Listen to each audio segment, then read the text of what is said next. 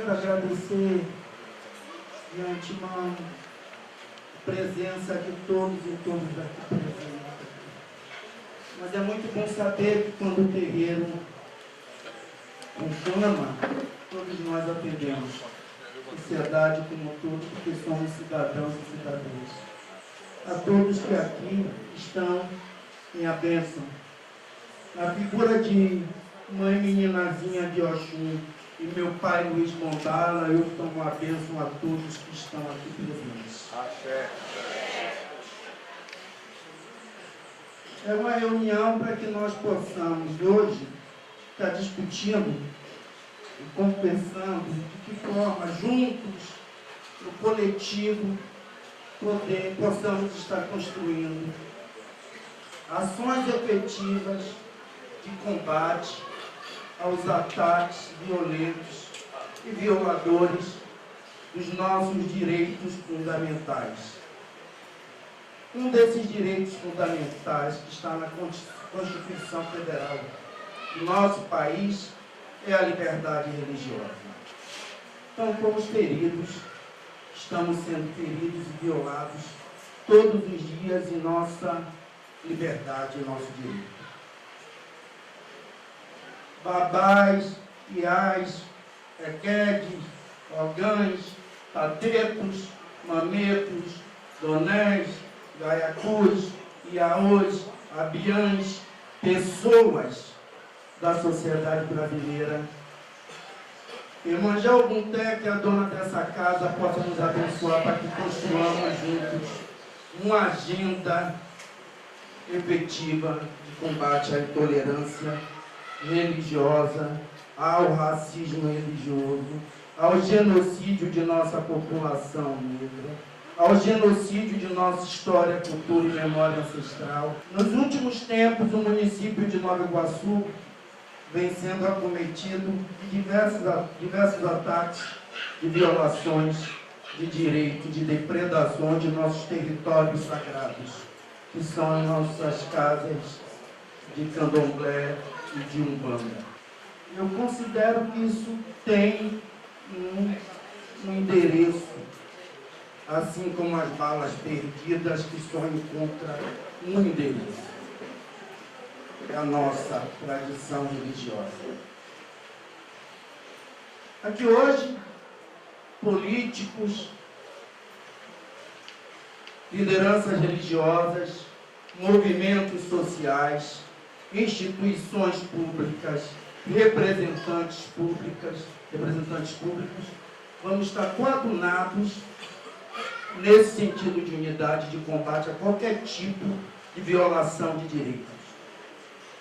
Seja pela intolerância, seja pelo racismo, seja pela homofobia, seja pela lesbofobia, seja pela transfobia, seja pelas diversas identidades que compõem essa nação.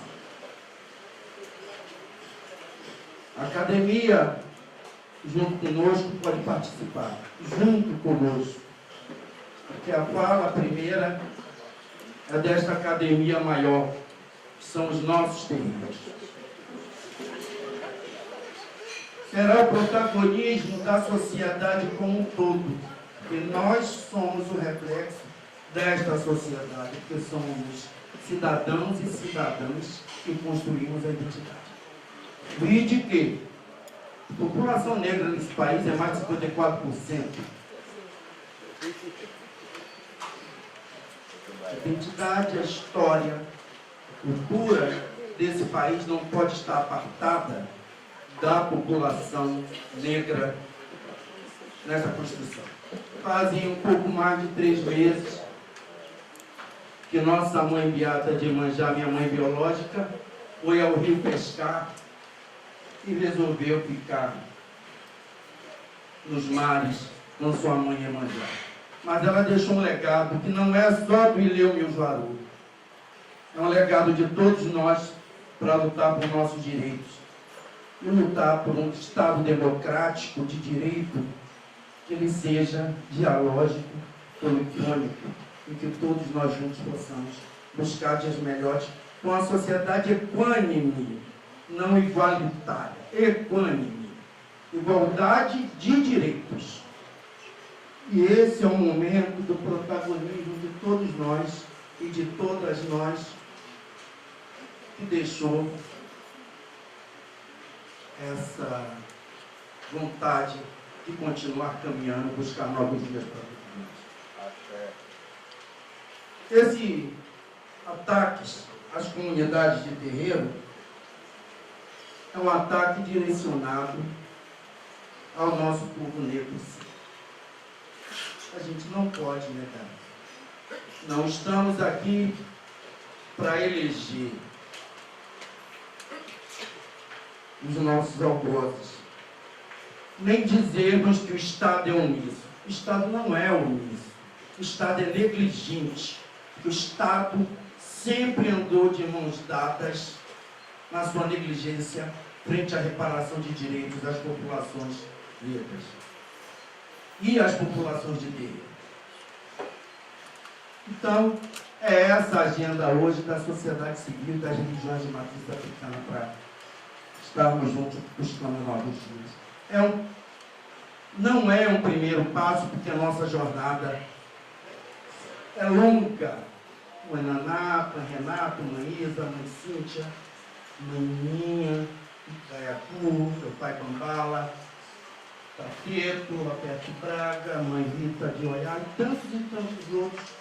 Estamos aqui por conta de uma resistência árdua. É sempre nós resistindo. São 400 anos de resistência. Resistimos à escravidão. Resistimos à ditadura e ao Estado Novo. Sempre nós que resistimos. A luta do rochedo contra o mar, as ostras e os mariscos, sempre somos nós. População negra, população de terreiro, em seu grande quantitativo, população de mulheres que são vulnerabilizadas, não vulneráveis. Então eu conclamo esse espírito dessas mulheres e desses homens que nos legaram o que nós chamamos hoje de religiões de matriz africana, mas é a história e a memória de um continente todo na diáspora brasileira. Afro-Brasil. Comunidade de terreiro é uma comunidade que constrói cidadãos, cidadãs, sujeitos para a sociedade. Nos colocar nesse lugar de vulneráveis é dizer que nós nunca tivemos força. A demonstração está aqui hoje, que o terreiro se organiza por si, por cada luta de um de vocês que estão aqui presentes. Não podemos mais nos calar frente a essas violações de direitos. Eu quero deixar também bem claro aqui que existe criador e criatura. A gente faz parte de um sistema perverso do Estado brasileiro que foi negligente com as populações desse país. Nós não estamos lutando contra o tráfico de drogas. Nós estamos lutando com um Estado violento, escravocrata, racista, machista, colonizador, que nos coloca nesse lugar.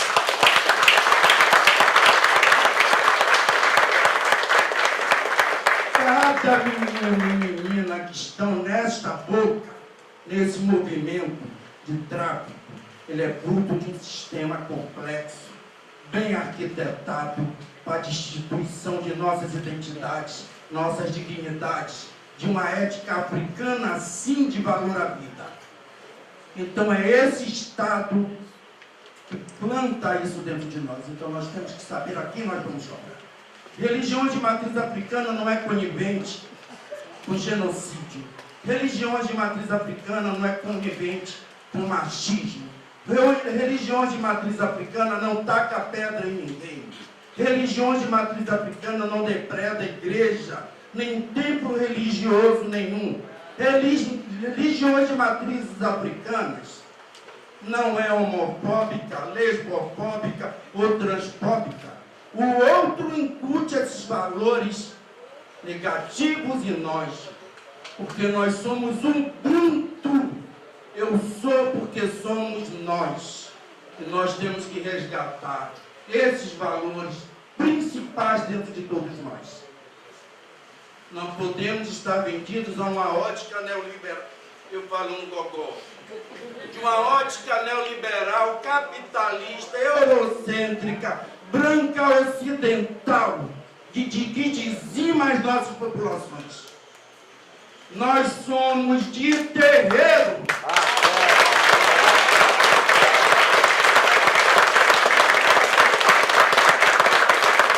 Nós somos de terreiros. Mulheres, homens, idosos, crianças, natureza, fauna e flora nos compõem integralmente. Então nós podemos lutar pelo que é nosso de fato. Não vamos nos vender a uma ótica racista, de destituição, de valores primordiais para a nossa sobrevivência. Meu pai Luiz Bambala está com 98 anos, uma meninazinha está com 80 anos. Eles resistiram.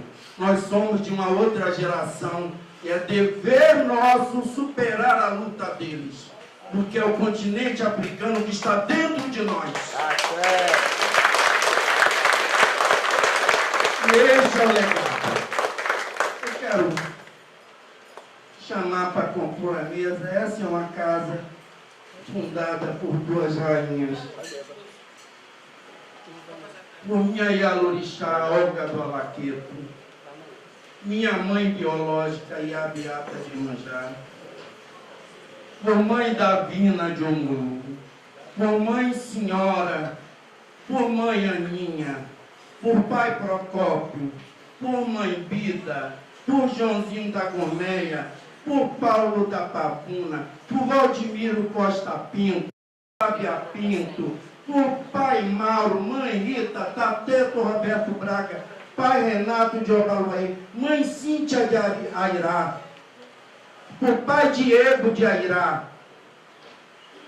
pelo secretário de Políticas Públicas da Igualdade Racial da Presidência da República, pelo delegado da Baixada Fluminense aqui hoje presente, pela OAB, pela Expo Religião, pela Crioula, pelo Condedime, por todos os órgãos do Estado da União Brasileira. Nós somos um só. Ninguém explode como uma supernova. É uma construção coletiva, para o bem, mas para o mal nós não queremos. Então, o dia hoje é de conclamar todos nós nesta luta conjunta. Não sejamos coniventes com o genocídio da população negra. Não achemos que o tráfico é o nosso inimigo, porque não é. O Estado democrático de direito tem que ser construído também a partir de outras vozes. E a população negra africana tem muito a alegar. Talvez não seja visibilizado tanto, porque essa proposta de Ubuntu não faça parte desse projeto de política de Estado democrático de direito. Então é o nosso direito que nós estamos querendo resgatar. Se rasga a Constituição Federal Brasileira, façamos outras juntos e juntas. Muito obrigado. Ubuntu, Lorunga do Pé.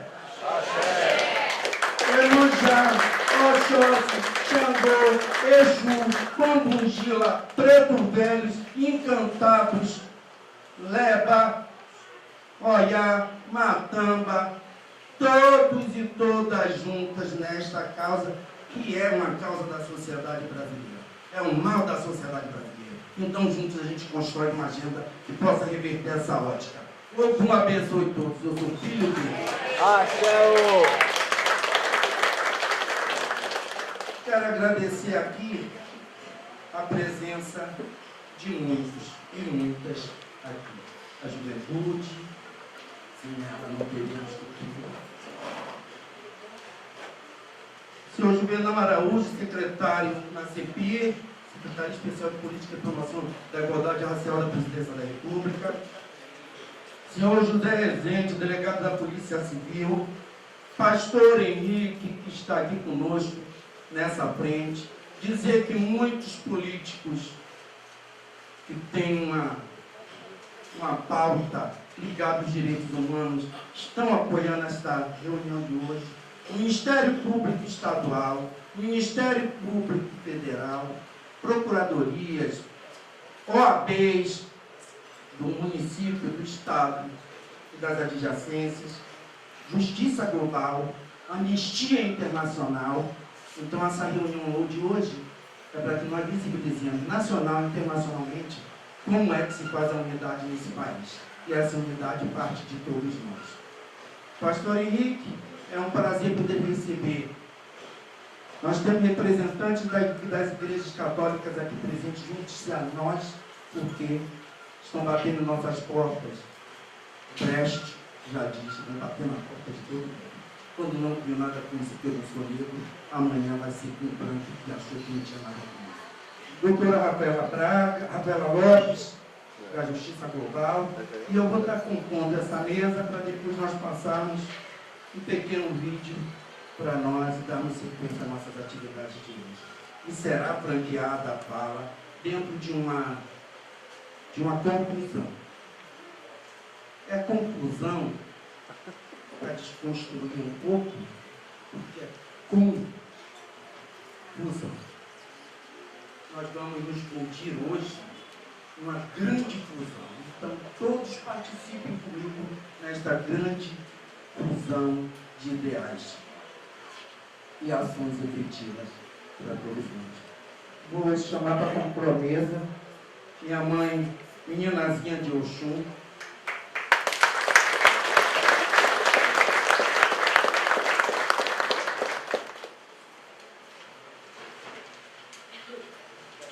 Pastor Henrique, e a Dolores Lima, Babá Renato de Ubaruaê, Requete desta casa, Lúcia Xavier, da onde criou a Organização de Mulheres Negras, Tata Roberto, representante de Angola. Ele tem um horário a cumprir, mas ele vai ficar conosco um pouquinho. Livre espontânea pressão. Rafaela Lopes, da Justiça Global, advogada. Mãe Cíntia de Airá, que foi uma das casas violadas. Eu queria que nós a acolhêssemos com muita raiva. Ela possa perceber que ela é sempre muito pior.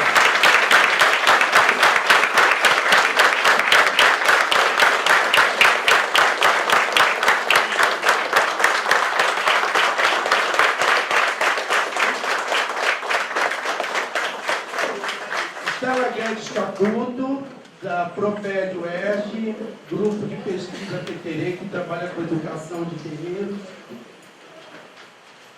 Mãe Flávia Pinto, da Casa do Perdão, representando a Umbanda.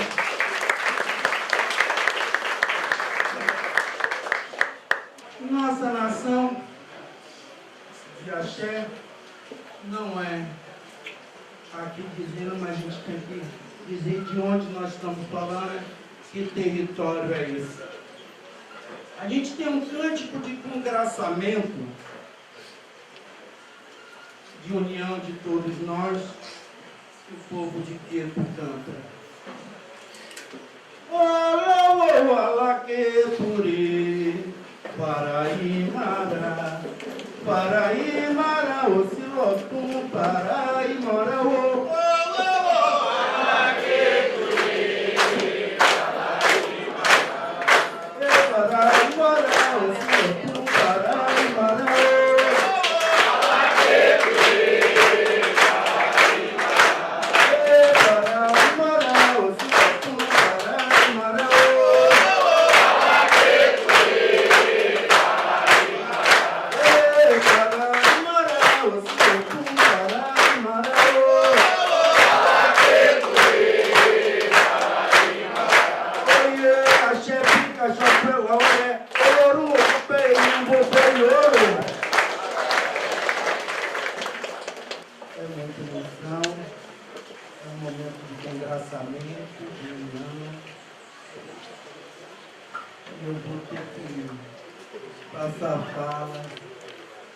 para essa senhora, que mesmo uma fala mansa, calma, como é própria da filha de Oxum, mas que muito me incentivou na luta. Foi ela que me trouxe para as discussões raciais e de luta, de empoderamento do povo de Axé. Uma meninazinha de Oxum.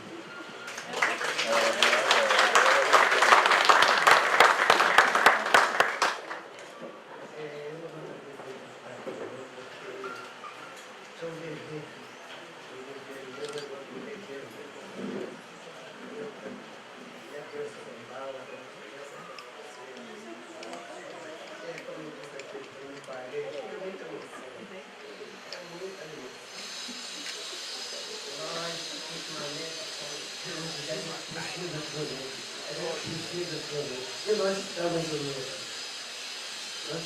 unidos pelos outros dizer que somos vítimas, não somos vítimas. Nós não somos vítimas, nós estamos sendo respeitados.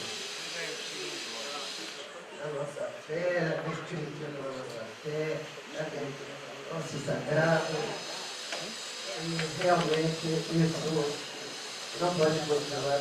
Por isso que nós estamos aqui na ponta com Deus para lutar contra isso. Ninguém vai calar nossa voz. Ninguém vai calar nosso tatapá. Nós estamos aqui, vamos continuar aqui. Amanhã, da cidade de Lisboa, e outros movimentos que acabem com isso, que a gente tem que exigir respeito. Nada mais. Nós não queremos que nos tolerem. Nós queremos que nos respeitem. Respeitar a religião, respeitar o nosso sagrado. Não tem mais nada para dizer, não, viu? Pouco, mas respeito em primeiro lugar. Essa é a palavra da Pai Renato de Obaguaí. Meu bom dia, quase boa tarde a todos e a todas. E saúdo esta mesa, saudando a ancestralidade desta casa e desse axé. A bênção de Iemanjá e Mandiata vive, está presente. De máxima importância, Dailton, Exebé sempre e continuará sendo frente às nossas causas, não às nossas coisas, mas às nossas causas. E ver hoje esta casa repleta, todo o poder público e outras denominações religiosas juntas, tinha que estar hoje em cadeia nacional, mostrando à população brasileira que nós podemos fazer a diferença. Basta querer, simplesmente querer. O poder público, muitas das vezes, pretende, porque cada gestor está 4, 8 anos em uma gestão. Está. Mas quem manda e governa o nosso país somos nós. Os nossos gestores precisam estar cotidianamente a par daquilo que nós precisamos. Nesse terceiro milênio, no século que nós estamos, ainda precisamos implorar respeito. Isso se aprende no útero materno, no seio da família. E quando nos apresentam várias outras denominações que têm como prática o bem comum da sociedade e do ser humano, eu não acredito em Deus que demoniza qualquer coisa e se esquece do passado de cada ser. Nós, matriz africana, meus irmãos, construímos este país, construímos com suor, lágrima e sangue. Então, é de máxima importância estar olhando face a face de cada um de nós, nos olharmos olho nos olhos e sabermos para onde queremos ir. Porque nós já sabemos aonde estamos.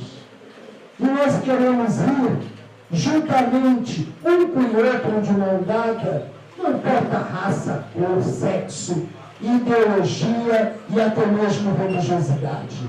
A gente quer um Brasil diferente, fazendo diferença. E a hora é essa, aonde nós acolhemos o poder público e simplesmente dizemos a eles: façam por nós, para que nós possamos continuar juntos. Obrigado, meus irmãos, por acolherem a esse chamado. Hoje, a pedra, hoje, o assalto, hoje, a destruição caiu na casa da minha neta. Amanhã poderá na minha ou na sua. Nós é que não podemos permitir mais isso. Olha o meu do pé. Axé. Agora, para poder dar sua palavra, Tata Roberto Braga, por conta do seu conclusivo.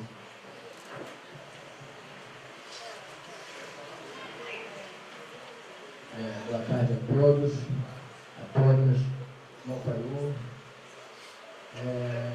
Uma meninazinha, meus respeitos de sua herança, benção de todos, né? A Renata falou muito bem, a Maíra falou muito bem. Eu estou meio que comovido, porque ontem eu conversava à noite com a mãe Carmen e a mãe Carmen me relatou uma coisa que é o verdadeiro respeito religioso. Ela é a orixá, a filha é evangélica, me permita, mãe Carmen. O marido, pastor, é isso? E o genro, pastor. Moram na mesma casa, um respeita ao outro. E ela, no terreiro dela, foi obrigada a fazer aquilo que nós vimos todos os dias aí, aquelas coisas horrorosas. Quando o Anaílton fala, quem diz, tomara que seja na casa fulana, tomara que seja no outro, bem feito, por que será? O que será?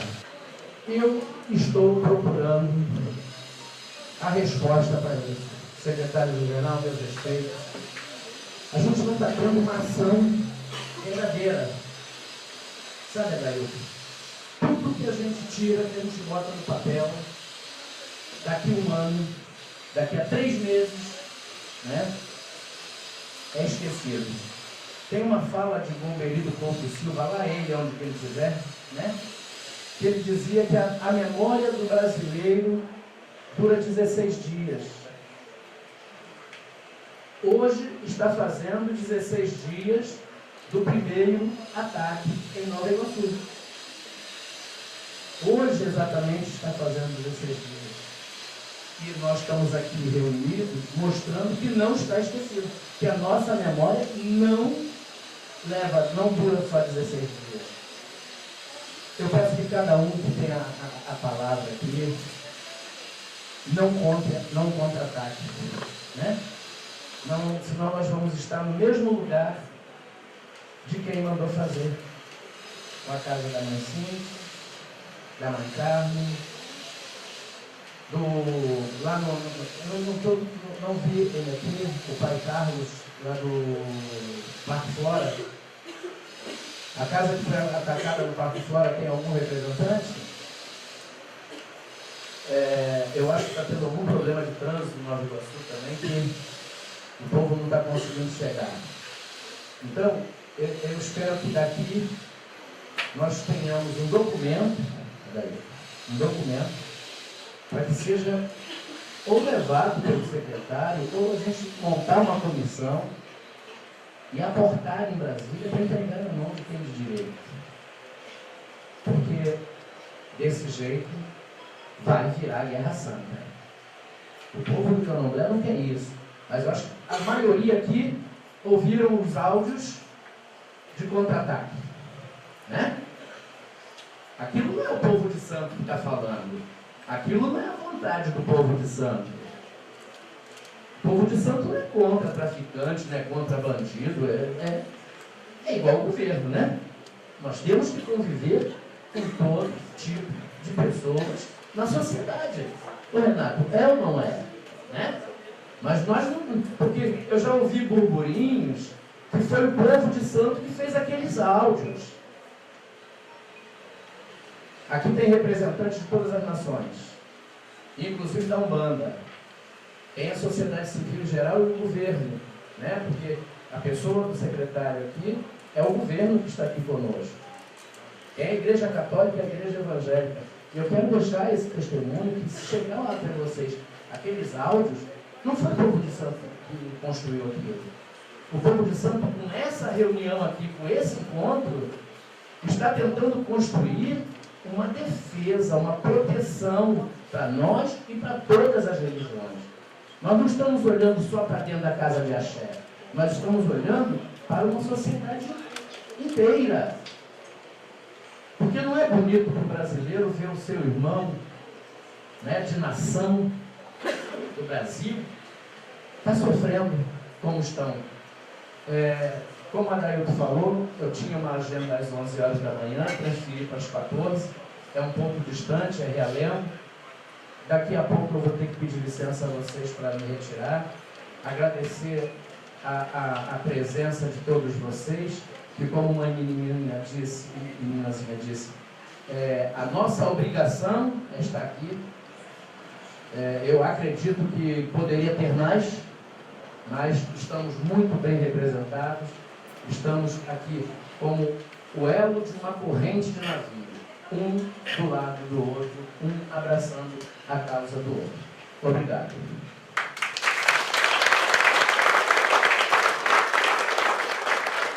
Eu vou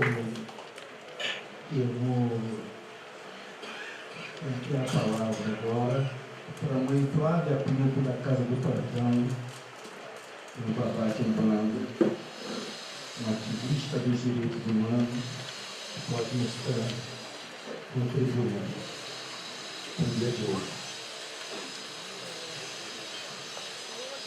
Meu saravá fraterno a todos e todas. Depois a gente pensa no pai Adailto, uma irmãzinha como filha dessa casa. Queria dizer que o crime pelo qual nós estamos tratando aqui é um dos crimes mais antigos da humanidade, que é o crime de intolerância religiosa. Ao longo de toda a história da humanidade, a maioria das guerras tiveram motivações religiosas. Então nós não estamos falando de algo novo. Nós estamos falando de algo muito antigo, mas que vem tomando diferentes formatos e roupagem.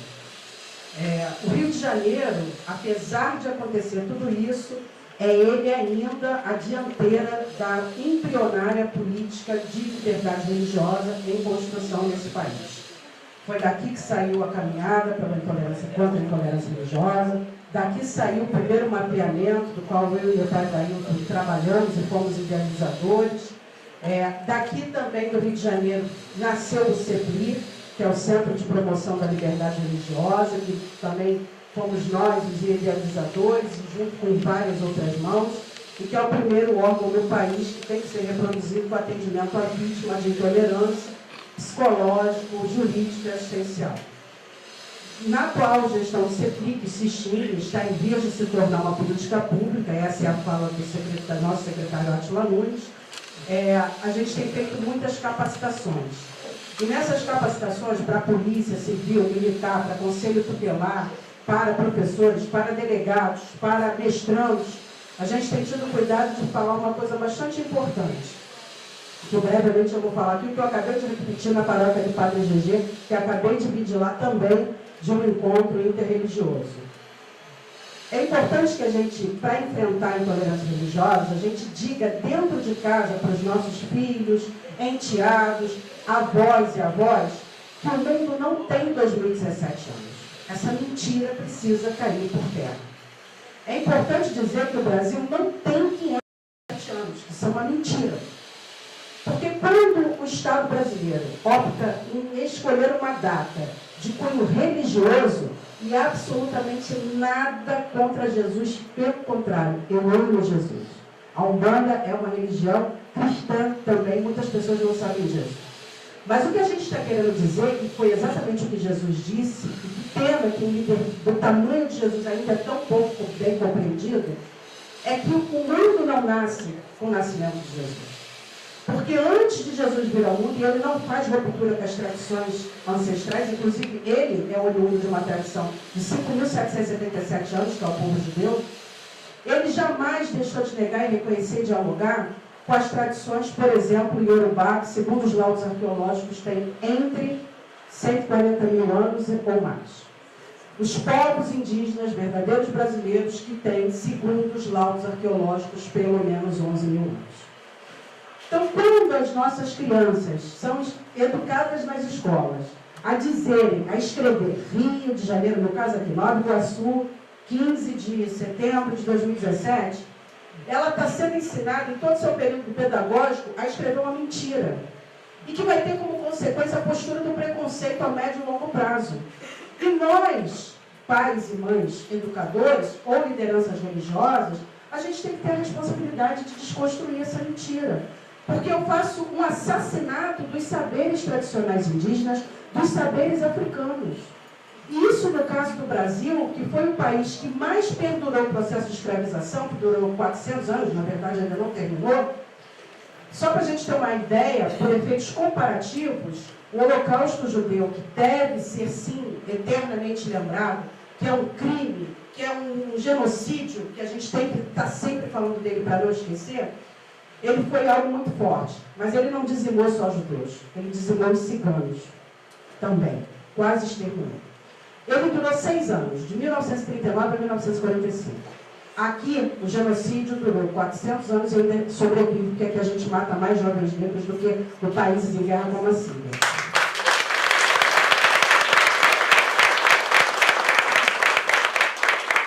Então, eu estou querendo dizer com isso que um país que mata e que escraviza durante 400 anos, ou seja, nós estamos 100 e alguns anos sem escravização oficial, é impossível você combater o preconceito, é impossível você trabalhar de equidade, igualdade, se você não trabalhar a sua história.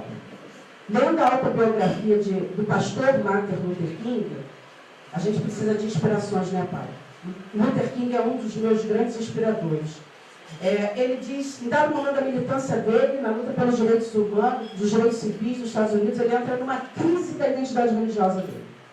E ele se pergunta, como eu sou pastor, como eu estou lutando contra a desigualdade e o preconceito, e, no entanto, eu não tenho a aliança dos meus pais. Sou negado de entrar nas igrejas não negras. E ele entra numa crise existencial. Ele é colega nosso de profissão, é sociólogo também. E essa crise dele foi uma crise pela qual eu me passei várias vezes. Eu tenho certeza que muitos aqui se passaram também. Cadê o nosso povo que não está entendendo o que a gente está falando? Cadê o nosso povo que tudo isso que está sendo dito aqui não é desconhecimento das pessoas? Cadê o nosso povo? E aí o que ele sai dessa crise com essa seguinte ação, a qual eu vou repetir até o último dia da minha vida? Ele entende o seguinte, que o erro não estava no povo, que o povo foi colonizado para não raciocinar, para não estudar. O erro estava nele. Eu tomei isso para mim também. O meu erro qual é? É não contar minha história incansavelmente para os meus pais. Então ele disse que qualquer pessoa que quisesse verdadeiramente lutar pela democracia, contra o preconceito, teria que não se cansar de repetir a história do seu povo tantas e quantas vezes fosse necessário. Então, o que a gente está falando aqui brevemente, para eu não tomar a palavra como um todo, nós temos que ouvir uns aos outros aqui, eu quero dizer que contar essa história é fundamental. Porque esses meninos que meu pai falou, estão lá querendo, a sociedade está querendo colocar eles como nossos algozes, eles nasceram da mesma barriga preta que a minha. Aliás, sou eu, uma mulher, filha de traficante. Sou eu, uma mulher preta, favelada, filha de mãe assassinada, vítima de feminicídio. Eu fiquei 3 dias com a minha mãe morta dentro de casa, eu tinha 10 anos de idade. No entanto, sou eu, até o presente momento, quem sabe de hoje para amanhã isso muda, por enquanto, a única representante das religiões afro-brasileiras dentro do sistema prisional carioca e até onde eu sei, segundo o Comitê Nacional de Forma, dentro do país inteiro. A nossa gente está precisando da nossa palavra. que a nossa gente, ao contrário do que as pessoas pensam, o terreiro, os presídios não são evangelizados como um todo. Os evangélicos estão em maior presença e parabéns a eles. Parabéns. Agora, tem muita gente lá que quer ouvir a nossa palavra. Tem muita gente lá que é vítima de todo esse processo da exclusão que eu tentei relatar aqui, uma história de mais de não sei quantos mil anos em frações de minutos. E é a gente que tem que contar essa história sem se cansar. Ron, qual é o lugar de contar a história?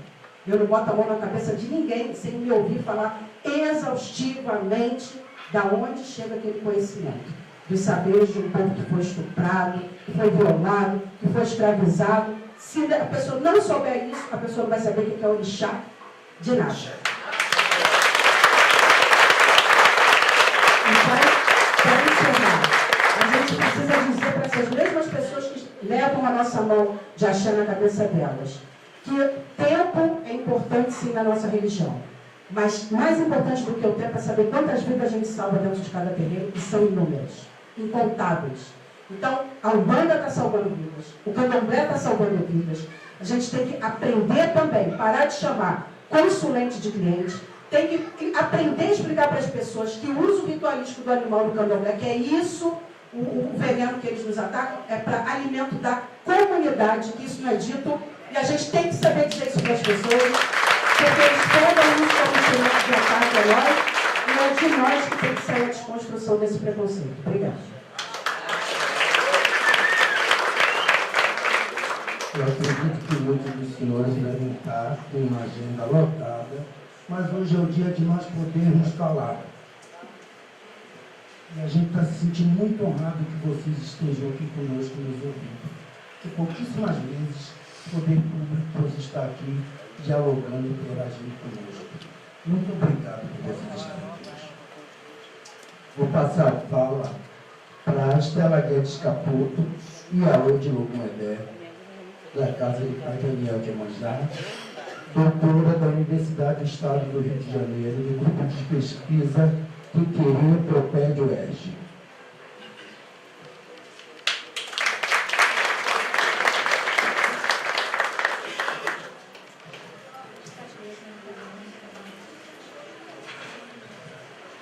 Benção mais velhos, benção aos mais novos, benção na minha Regina, no pai da Rita, no Flávia, todas as mães, todos os pais, as crianças, os jovens presentes. Sou da comitiva de Logumedé, filha de Santo de Babá Daniel de Emanjá. Vivi a chama na Vila Sabá, em Santa Cruz da Serra, e sou professora da UERJ, do grupo, como a Dailton falou, Tequerê, pequeno Urubá, do qual a Dailton faz parte também como doutorando. Pode parecer meio deslocado a presença da universidade, embora muitas pessoas aqui da mesa, inclusive que estão aqui presentes, são da universidade, também tem na militância, grupos de pesquisa, Otaí, Luiz Rufino, são algumas pessoas que eu estou vendo e que têm militância concreta na universidade. Eu não vou falar pela minha casa, meu pai, que deveria, se estivesse aqui, falaria, meu pai Mané, minha Piquerê, então não estou falando pela minha casa, embora a gente não possa dividir nosso corpo de AO com o nosso corpo de professora.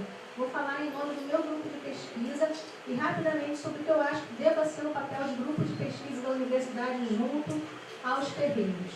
Eu pesquiso terreiro desde 92, quando era jornalista aqui da sucursal do Jornal do Dia, e por um acaso do destino, que hoje, como Iaú, não atribuo mais a uma casa do destino, eu acho que tinha um caminho desenhado desde a minha infância. Cheguei à casa da Ia Palmira, de Ançã, aqui em Mesquita, no Eleumô e Alegi, que todo mundo conhece também. Aí eu fiquei como pesquisadora, ali da Lindomai Saí, e também conheci a Biata, essa casa, e pesquisando sempre crianças e jovens de terreiro. Eu acho que o papel do intelectual, o papel dos grupos de pesquisa é um papel que não deva ser esporádico. Porque se ele é esporádico, se ele é em alguns momentos, no momento que você faz a pesquisa e constitui um produto, uma devolução, ok, mas isso não é suficiente. O suficiente não, eu acho que deva ser um papel de um grupo de pesquisa, é uma atribuição cotidiana ao longo dos anos, cotidianamente junto com os terreiros. É isso que a gente busca fazer. cotidianamente, seja nos momentos em que a violência contra os terreiros esteja mais evidente, como é esse momento agora, ou seja no momento em que a violência está mais recuada. Quando a gente começou a pesquisar crianças e jovens de terreiro, em denunciar o racismo religioso nas escolas, sobretudo aquele que era implementado pelo ensino religioso, muita gente estranhava, achava que era maluquice nossa. E eu dizia, isso vai piorar. O papel do ensino religioso é estabelecer a catequese, é estabelecer a conversão, é ajudar na discriminação das crianças e jovens de axé, que não são feitas só por professores de ensino religioso, infelizmente. Se não bastaria acabar com o ensino religioso, que é uma coisa também difícil, mas o professor de história discrimina, o professor de matemática discrimina, o professor de português discrimina, porque essa confusão do público e do privado, e de converter alguns públicos em espaços de conversão, é uma coisa que está sendo construída há muito tempo na nossa história, sobretudo desde que os jesuítas chegaram aqui, que converteram a nossa educação, fundaram uma igreja e uma escola, e marcaram a nossa escolarização por elementos de catequese e conversão. Isso era uma pauta estranha em 92, quando nem o ensino religioso era aprovado, porque não havia concurso. O concurso foi de 2004. E a gente já sinalizava, vai ser pior, vai ficar pior, vai ficar pior.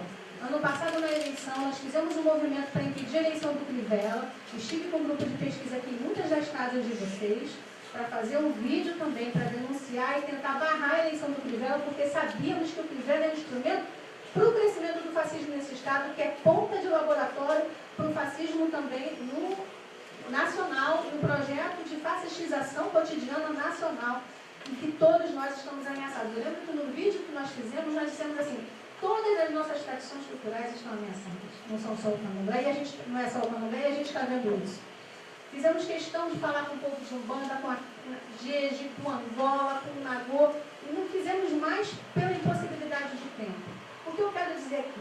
Terreiro e universidade, cada um guardando as suas singularidades, tem de estar junto e unido na produção de conhecimentos coletivos, na denúncia de momentos como esses, no cotidiano, na produção de material. Esse vídeo que talvez a gente mostre aqui ou não, se der tempo, é uma contribuição também singela que a gente tenta fazer para distribuir para usar na sua casa de terreiro, nos seus grupos de pesquisa.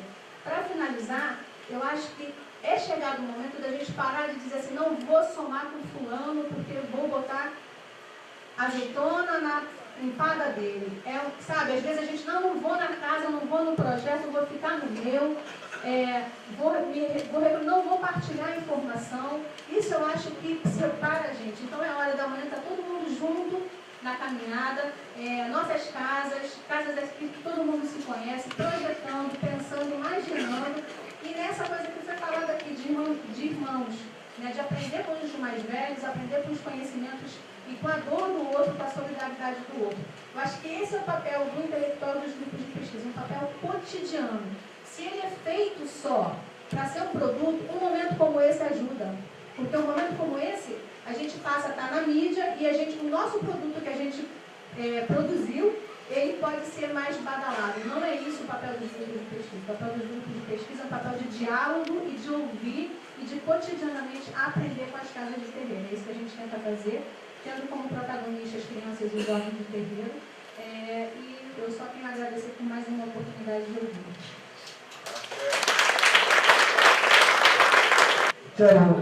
Eu quero dizer para a mãe Carmen e a mãe Cíntia Gueirá que nós não podemos revitimizar a dor que vocês estão usando. Fiquem à vontade de falar ou não falar. Aqui é uma casa de acolhimento, de respeito à voz de vocês. Eu acho que as senhoras quiserem falar e dar testemunho, se as senhoras não quiserem falar, não seremos nós, vamos fazer espetacularização da dor das senhoras. Pode ter certeza que nós estamos aqui juntos, apoiando e lutando juntos com as senhoras. Mas fiquem à vontade de associar a palavra ou não. Tá bem? Nós estamos aqui para nos fortalecer, nos apoiar. E é um momento muito difícil, nós sabemos disso. Passa a palavra ao pastor Henrique, para que possa falar. Boa tarde a todos e a todas. Sou o pastor Henrique Vieira, pastor da Igreja Batista do Caminho, sou professor de História também e atuo no mandato do deputado estadual Marcelo Freixo, ali na Leste. Quero dizer da minha emoção de participar desse espaço e desse momento.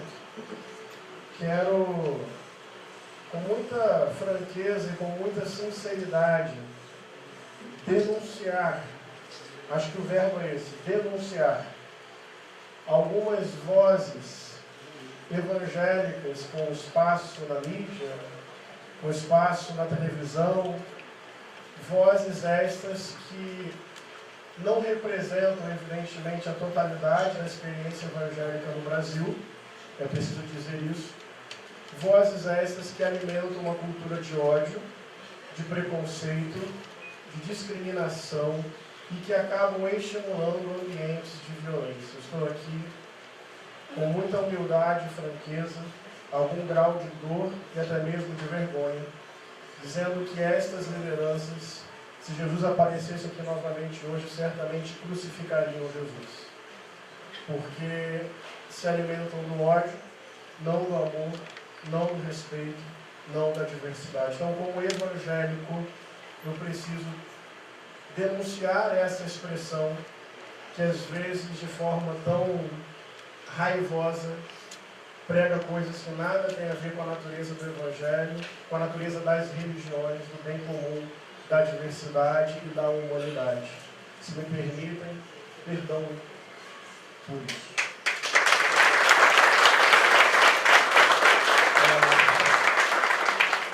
Além disso, gostaria de, a partir da minha experiência de fé, resgatar a negritude de Jesus. Porque, às vezes, dizem assim, é preciso enegrecer Jesus. Não é preciso, porque ele já é negro. É que uma determinada visão colonizadora, genocida, escravocrata, patriarcal, embranqueceu Jesus.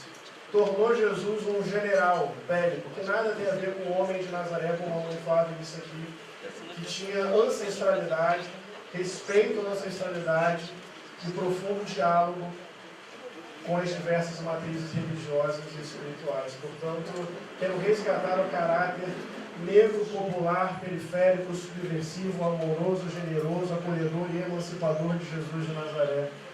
Revolucionário de Jesus de Nazaré. Também gostaria, penúltima coisa que gostaria de falar, de dizer que estamos juntos. Esse Ubuntu também me contempla. Temos que fortalecer os nossos laços para denunciar essa... Eu gostei muito dessa caracterização de que se há algum inimigo, esse inimigo é essa lógica de Estado que extermina a população negra. Essa lógica de Estado que criminaliza desde sempre as manifestações culturais, religiosas, identitárias da população negra. O chão da história desse país, gente, é o racismo, é o extermínio do nosso povo. E não haverá democracia real nesse país se não houver uma reconciliação com o nosso povo. Não há futuro se o passado não for passado de uma outra forma. Se nós não olharmos para trás, e se esse país, e se esse Estado, por meio das leis, das políticas públicas, não tiver mecanismo de reversão, não há futuro de democracia real para o país. Se não houver combate efetivo ao racismo institucional, cultural, tantas vezes presente nas decisões judiciárias, que vai encarcerando o nosso povo negro, que vai colocando a gente ou para a cadeia ou para o caixão. Não queremos cadeia, não queremos caixão. Queremos terra, liberdade, queremos ecumenismo, queremos espírito fraterno, queremos vida. Porque esse país foi construído com esse sangue e com esse suor. Não haverá futuro para o Brasil sem denúncia efetiva do extermínio da juventude negra e do racismo religioso que existe. E termino citando Martin Luther King, que a mãe Flávia te citou. Tempos difíceis, às vezes dá uma certa, não sei como vocês sentem isso, mas o coração às vezes fica meio triste mesmo, uma certa vontade de desistir. Mas nós temos que lembrar de todos e de todas que em momentos tão difíceis ou muito mais difíceis que o nosso, não deixaram de caminhar por fé e por esperança. Se estamos aqui, é porque gente no passado não desistiu apesar do chicote, apesar da escravidão, apesar das leis injustas. Então, se eles e elas não desistiram, não temos o direito de desistir. E Martin Luther King disse: se a gente não puder voar, que a gente corra. Se a gente não puder correr, que a gente ande. Mas se a gente não puder andar, que a gente rasteje. Mas que a gente siga em frente sempre e de qualquer jeito.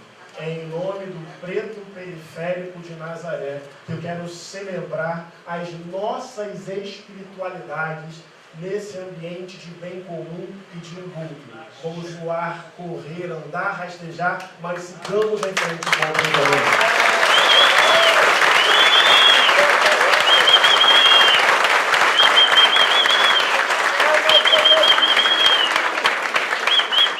Eu quero falar uma coisa que é muito importante. Nós estamos aqui hoje em uma construção coletiva, protagonizado por todos nós. É um conjunto de ações que nós vamos estar afirmativamente construindo. Esse é o terreiro com todas as instituições. Não é outra ótica.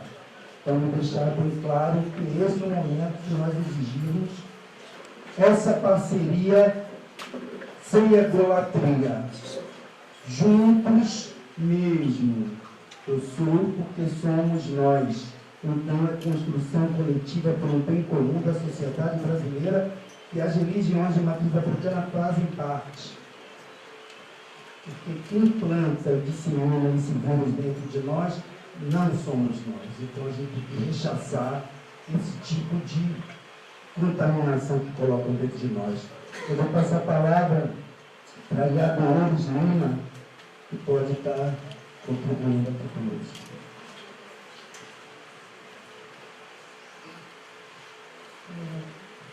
Primeiramente, a benção Mãe Beata, presente sempre. A benção dos meus mais velhos, meus mais velhos, os meus mais novos, meus mais novos. Eu queria poder começar de um lugar, mas não tem outro lugar para a gente começar, a não ser a gente não esquecer do holocausto da escravidão. Começo daí para a gente poder repensar o que é que está na vista de ser atacado. A gente tem construído algumas compreensões de que isso permanece no seu lugar de insistência, de exterminação de tudo que é oriundo da população negra, todos os valores, tudo que remete ao continente africano. E esse epistemicídio,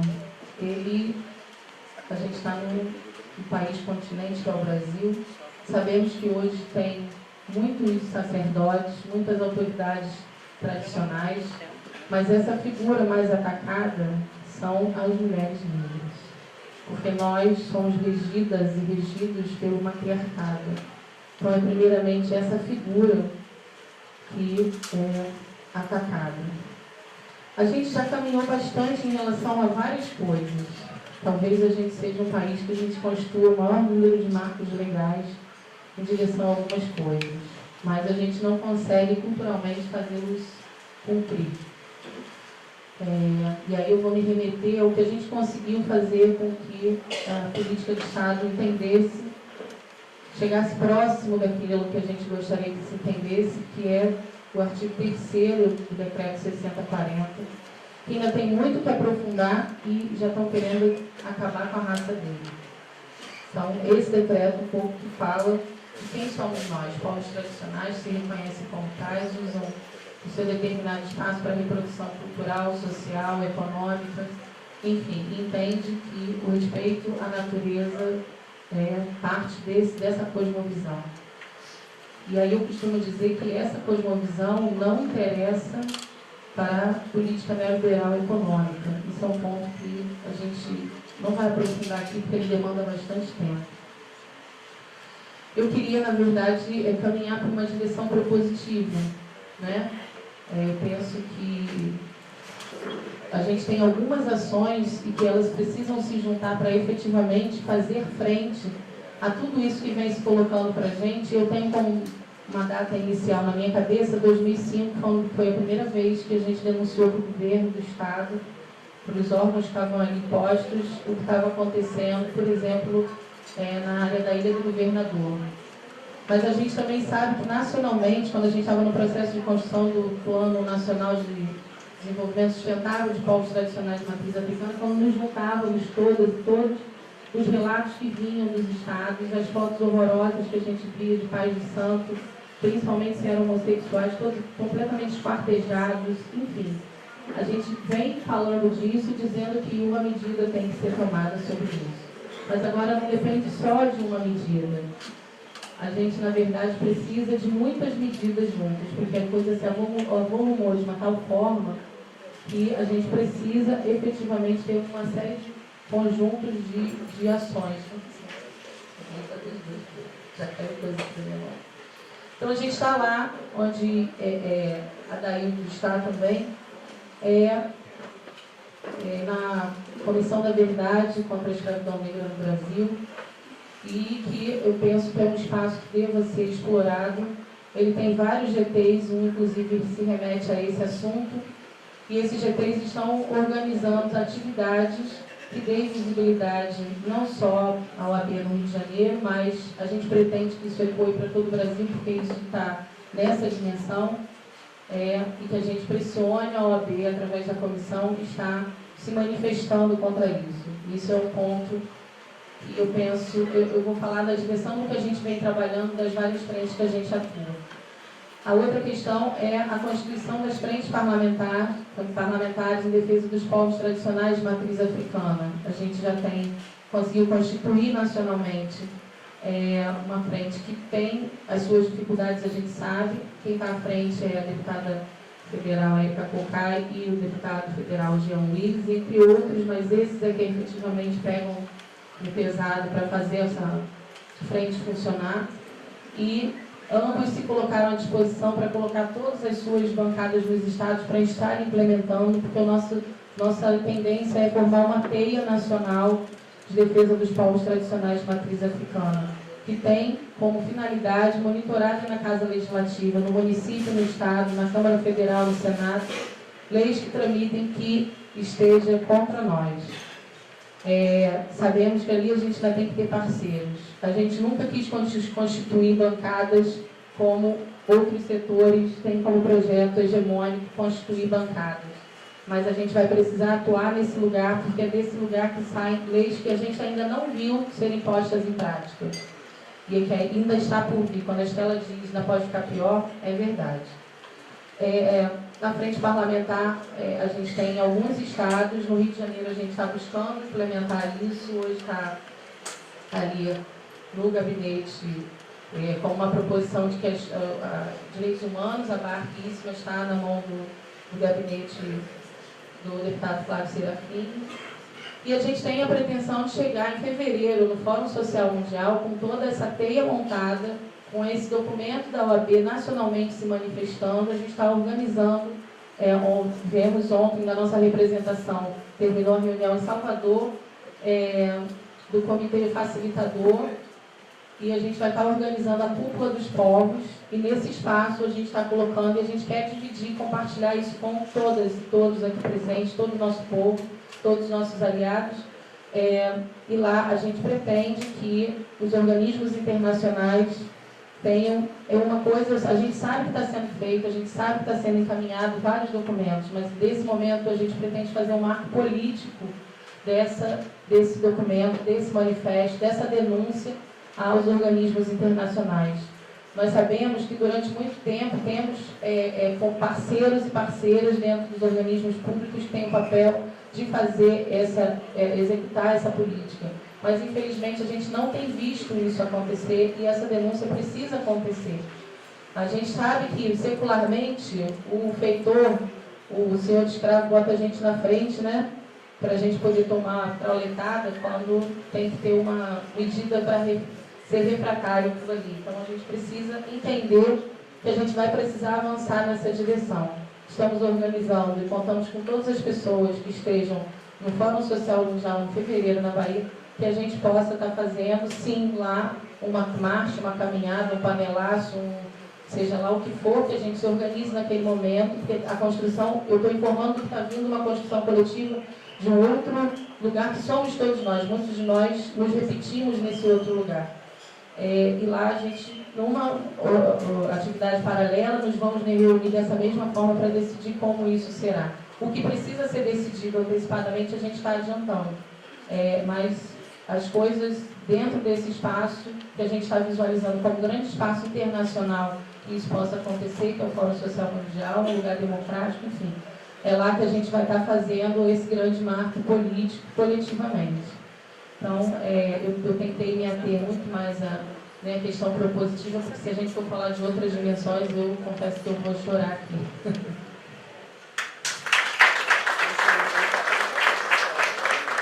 Está presente Babaluxa Rosa, do Axel Xumaré, querido filho de mãe, casa de Cacho, Nezinho da Mortiba, Meditor Massa de Sapatar, Rutônio Cruz de Fá, em Barão de Bandu, Nova Iguaçu, Wanda Vasconcelos, Conselho Regional de Psicologia, Subsede Baixada, Fórum Grita Baixada, Diocese de Nova Iguaçu, Movimento Ocupa Nova Iguaçu, nossa solidariedade ao combate aos ataques aos centros africanos, somos todos um, axé, obrigado. Doutora Angélica Ledo Cabo, elaborou um processo público, ajudou a elaborar um processo público no dia 15/9, reunião com o Ministério Público. E passar a palavra por decisão dela própria, Cíntia de Airá, foi uma das líderes religiosas que sofreram a violência neste mês passado.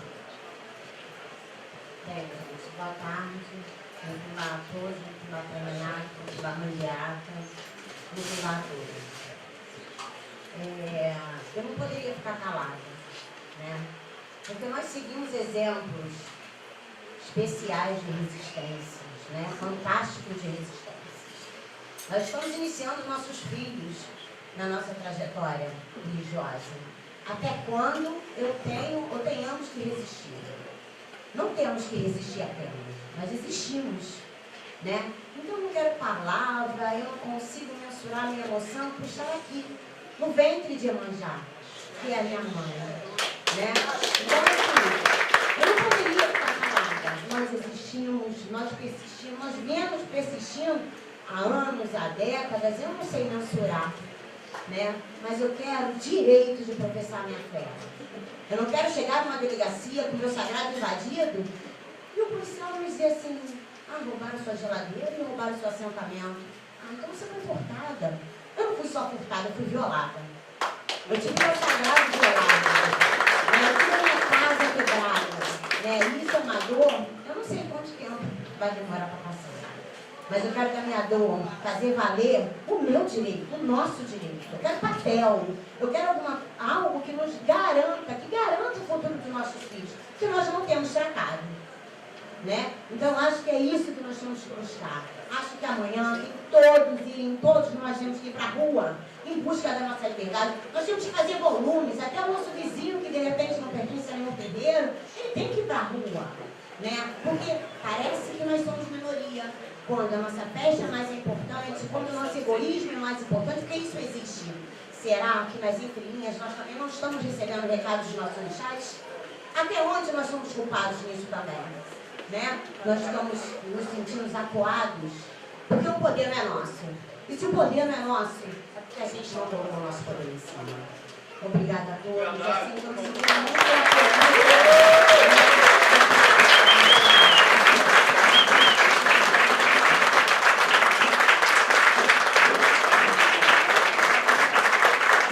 essa palavra é para mãe Carlos de Oxum, o Carlos de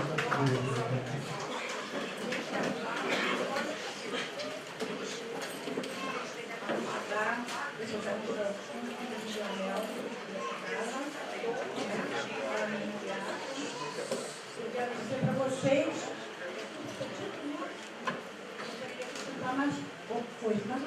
do meu sentimento e da minha vergonha. Porque quando estavam quebrando o meu sagrado, eu me senti numa redoma. Eu falo para meus filhos que eu me senti numa bolha. E naquele momento, cada gesto que eu fazia, jogando o meu sagrado no chão, eu estava tão envergonhada. Sabe o que é isso? Tão envergonhada. Com 5 filhos na rua, deitados no chão, mirados com armas. E um delinquente falando para mim o que eu tinha que fazer. Então, depois que tudo passou, né, eu fui fora, trouxe meus filhos para dentro, e olhei para ele, cada um deles disse, poxa, eu sou uma líder religiosa, o que eu vou dizer para esses filhos agora? Eu tinha uma filha que estava 7 dias de querer. Tá? Então, a vergonha que eu senti naquele momento, olha, eu consegui ouvir, não estou fazendo drama nem nada, eu estava sentindo o grito da senzala, sabe? E eu descobri que nós continuamos dentro dessa senzala. Eu tive ontem no Poder Público, Segurança Pública, e saí de lá, entrei de lá cheia de esperança e saí de lá de mãos vazias. Não temos nada perante o poder. Nada. Mas vou dizer para vocês, eu me senti um gigante, porque precisou de 7 homens contra uma mulher de 66 anos.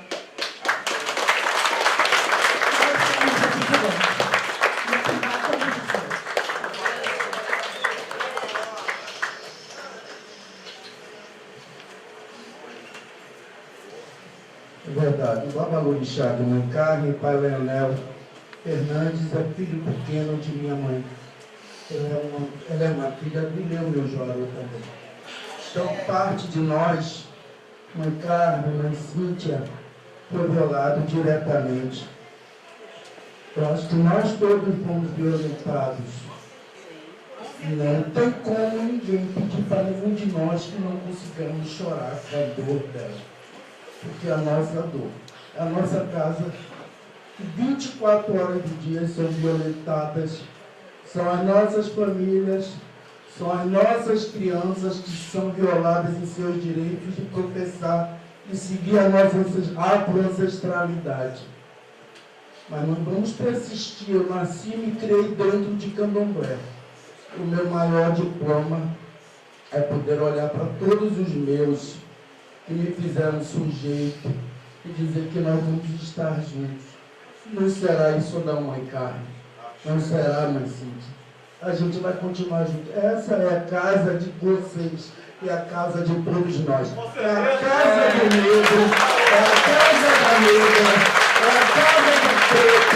É a casa do pobre. É a casa da lésbica, sim. É a casa do trans, sim. É a casa do gay, sim. É a casa do pobre preto. Que a sociedade racista joga para baixo do tapete. É essa casa que a gente tem. E que eles têm que visibilizar. Somos diferentes. Temos de ser diferentes. Minha mãe se chamava Beata de Amanjá. Eu sou daí e não pode falar. Eu tenho dignidade. Eu tenho orgulho de ser de axé, ser negro. Eu tenho orgulho LGBT. Sim, eu sou uma pessoa sujeita. E a gente exige respeito. Sociedade escravocrata branca, colonizadora, que incutiu em nós que nós somos os párias da sociedade. Somos os párias dele, que eles assim nos disseram. Mas nós somos pessoas. Alaru Olodumare. É o Senhor Supremo nos criou. E o Alaru não errou. Nós não somos aberrações, nem mutações genéticas. Nós somos filhos de deuses e deusas. Fomos escravizados enquanto população. Foram homens e mulheres tirados de seu seio. E não vão agora dizer para nós que nós não somos nada. Juntos, sim, contra intolerância, racismo, homofobia, lesbofobia, transfobia, temos parado com essa hipocrisia e mediocridade de dizer que nós não somos isso. Somos sim pessoas.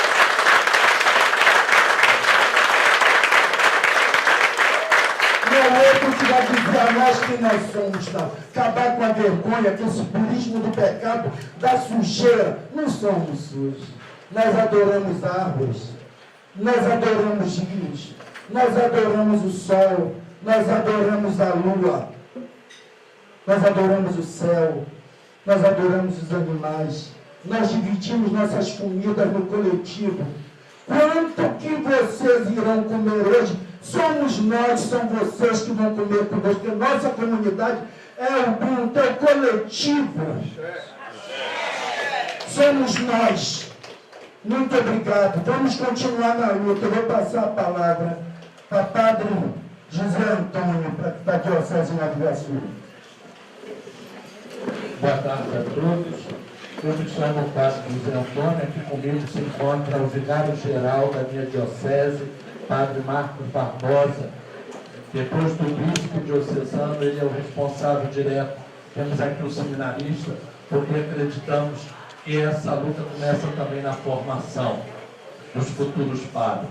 E dizer às senhoras que a dor das senhoras são também as nossas, quando nossas igrejas são violadas, quando nossos sacrários são arrombados, não é? Quando o nosso sagrado não é respeitado. Nós queremos deixar aqui bem claro, não acredito em coincidência, tudo é providência. Esse momento aqui é único, está registrado no céu, no coração de Deus e no coração dos orixás de vocês. Então, nós vivemos numa sociedade verdadeiramente marginalizada em todos os aspectos, né? Nova Iguaçu traz a sua dor diária, quando a catedral também foi violada, quando nossas igrejas são violadas. E não tenha vergonha, a senhora, como disse, a senhora como mulher, como sacerdotisa, esse grupo que aqui está com a senhora para lhe apoiar. Não estou jogando holofote, talvez eu não tenha a palavra que vocês no cotidiano têm, mas a lágrima de cada um, quero saber que é a lágrima da diocese também. É a lágrima, é a dor de Padre Renato Chiera, que aqui convive com a Casa do Menor e que tanto falava da sua mãe e o respeito que ele tem pela sua casa. É a dor, é a lágrima de Dom Luciano Bergamin, que nesse momento está lá em Mesquita, mas que pediu que nós padres aqui estivéssemos. Eu creio que quem deveria estar falando aqui é o meu vigário-geral, mas eu tomo a palavra e digo a vocês, coragem, não deixe por esquecida essa data. Nós, como padre, também recebemos e ficamos estarrecidos aos vídeos que para nós chegaram. O que fizeram com vocês é uma brutalidade, mas aqueles que fizeram passaram por uma escola, passaram por uma catequese, ou até mesmo pelo terreno de vocês. Aí fica para nós o que nós fizemos e o que nós estamos fazendo nessa sociedade.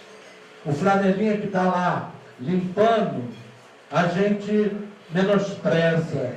As crianças que estão nas nossas ruas, a gente muitas das vezes não acolhe. E quando a gente não acolhe para transformar, o outro forma para destruir. Então, não tem muito a falar, mas dizer, a luta da diocese também é a luta de vocês.